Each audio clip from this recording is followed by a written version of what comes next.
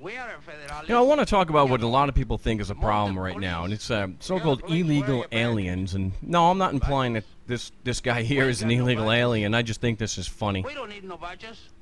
I don't have to show you any stinking badge. But you know, most people don't think it's funny at all, including, I would say, this guy right here with the flag, the real patriotic-looking guy. And then he's staring down, I guess, the evil Mexican, the illegal alien. And you know, so you get these groups that claim that, oh, we're being flooded with Mexicans. But we're not, right? The fact that they're Mexican has nothing to do. We're against all illegal immigration, just like with guys like this, you know, from Canada. You know, they got to be legal, too.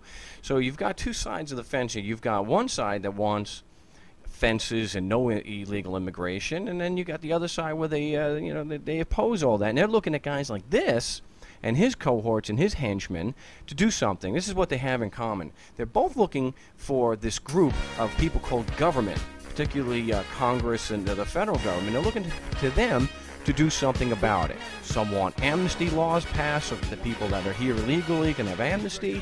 And then the other side was, no, we want a huge fence. Just build a 700 or was it a 1,200-mile fence, 30, 40, 50 feet high, whatnot. Please, government, save us, save us, save us. You know, guys like this, save us. I am the god of hellfire! Hello. Do you really want to look to someone like this to help you? Would it really be considered help? You know, it's hard to believe that someone like Dr. Ron Paul would take the positions on so-called illegal immigration that he does when you consider that he's very familiar with the writings of Lysander Spooner. No treason, the Constitution of no authority in particular. What you got to keep in mind, though, is that, like it or not, Dr. Ron Paul is a politician. He's been a politician for at least the last 20 years who wants to be the top politician by running for president. So that has to be kept in mind. Now, the whole aim of politics is to keep your attention diverted away from what's really happening, what the real problems are. Because I don't necessarily think that this so-called illegal immigration is the problem. I think that's the diversion. So you got to keep in mind that politicians, that's really like another word for magician, like this. So think of politicians as goofy magicians, using sleight of hand, always diverting your attention from what's really going on, like you see here. Our attention should not be focused on the so-called illegal aliens. Our attention needs to be focused on the concept of government, or rather people acting as government. I don't mean any particular individuals, but the concept itself. And that's what the whole of politics does. It diverts our attention from what is really happening. We're going to examine that right now. Well, according to the politicians themselves, on the United States Census for 2002, there are actually 87,900 governments, which of course includes one federal government, 50 state governments, and quite a few, about 87,850 county and local governments. The federal government currently is supposed to employ around 3.3 million, although I think that's probably a lot higher. As far as the state politicians, rough estimate, including the federal politicians, there's over 15.3 million politicians and bureaucrats out there. That's an awful lot of bureaucrats. And since these guys are from California, I thought it was appropriate to quote a California case about them. Now, what that means is that the governments are not here to protect you. So regardless of what you were taught in school or in church, government is not there to protect you. These guys are not here to protect you. What they're there to do is to protect politicians from college students. So let's compare illegal aliens with governments and see who the real problem is. How do governments get all the money that they use not to protect us? Oh, that's right, they steal it. Euphemistically called taxation.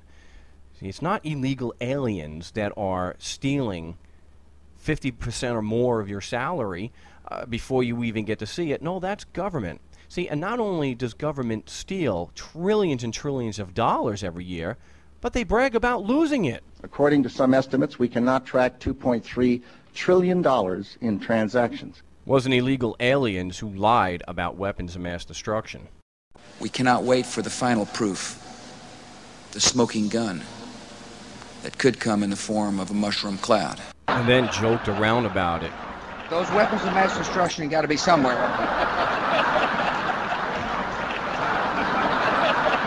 Oh yeah, that's hilarious. Some of us don't find it so funny. Well, let's consider this. No amount of illegal aliens has ever sent your sons and daughters to die in an overseas war. See, only government is able to do that. 73,000 American lives in the war in Iraq, and that's just what they're telling us, which they've lied for years before that. Yeah, I guess it was illegal aliens who drafted your sons to go fight in Vietnam. Oh, wait a minute. No, that wasn't. That was government again. Yeah, that's right. It was government again. It's the only government has the ability to draft your sons and daughters to go fight their wars. Isn't that great? And don't think it's not coming back. Would you still seriously favor a draft in this country? You bet your life, and underscore serious. What about 9/11? Were illegal aliens responsible for not only knowing about 9/11, but allowing it to happen? Were illegal aliens responsible for having NORAD stand down for at least 39 minutes? Was it illegal aliens that resisted an investigation into who did 9/11? No, no, and no. It was all government. Government stood by and allowed 3,000 people to die. Listen, hold on just a moment. We got an explosion inside. And who was it that attacked a church and tortured them for months, cutting the power, and then drove tanks up there? When's the last time you had a Mexican drive a tank onto your front lawn and then kill everyone in there on national television?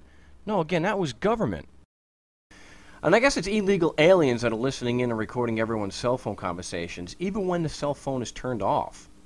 The Federal Bureau of Investigation can now hear everything you say, even when the cell phone is turned off. I know it sounds kind of out there, but using your phone's tracking device, authorities can now activate the microphone inside the dreaded thing, allowing them to eavesdrop on you and your conversations. Experts say the only way around it is to take the battery out of the thing. Oh, but spying on Americans is perfectly legal. Oh, that's why they want retroactive immunity for everyone, isn't it? Is retroactive immunity for telecommunications carriers. Uh-oh. Again, there's no basis for this grant of immunity. And now for something truly horrific. Are illegal aliens conducting chemical and biological warfare experiments on us without our knowledge and consent? No, that again is government. And lest anybody forgets, chemical and biological agents are weapons of mass destruction. Yeah, you can hear it now. Oh, but Mark, that isn't that extreme. They wouldn't have used weapons of mass destruction on United States populations. Yes, it's in the statute, but that they didn't really do that. Thousands of government-sponsored experiments did take place at hospitals, universities, and military bases around our nation. Some were unethical, not only by today's standards, but by the standards of the time in which they were conducted. They failed both the test of our national values and the test of humanity. I am the god of hellfire! Whoa, yeah, and that's right. See, the same people who brought you MK Ultra also brought you torture by proxy. That's right, secret CIA prisons. Just to bring you now, this news just in. It's a new report saying that the American CIA did run secret prisons in Poland and Romania from 2003 to 2005. It's a report by the European investigator Dick Marty, which says that they were established to interrogate high-level detainees in the war on terror. Oh, maybe it's the illegal aliens that forbid us from getting married and make it a crime to do so without getting their permission.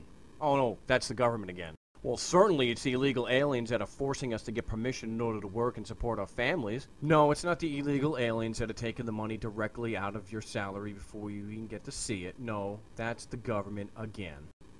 Yes, indeed, Charles Ponzi himself would be very proud of the Social Security Administration and the Ponzi scheme that they've put over on everybody.